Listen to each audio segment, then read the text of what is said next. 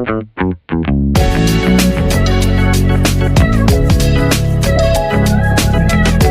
everyone! Welcome back. Today, I'm sharing some essential Windows 11 tips and tricks that can help you work smarter and navigate your system like a pro. Let's get started. Tip number 1, view virtual desktops. First up, let's talk about virtual desktops. This feature is amazing for organizing multiple tasks or projects on your computer. To view and manage your virtual desktops, press windows+tab. This opens Task View, where you can add, switch between, or close desktops. It's like having multiple workspaces on one screen, perfect for keeping things organized, whether for work, study, or leisure.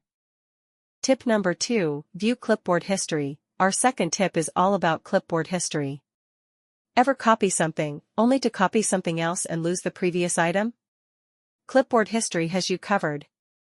Just press windows+v to see your clipboard history, allowing you to access previously copied items. You can click on any item in the history to paste it again, so there's no need to go back and copy it twice. And that's it for today's Windows 11 tips. These 2 shortcuts can make a big difference in managing tasks and keeping track of important items. If you found these tips helpful, don't forget to like, subscribe, and share your favorite Windows 11 feature in the comments.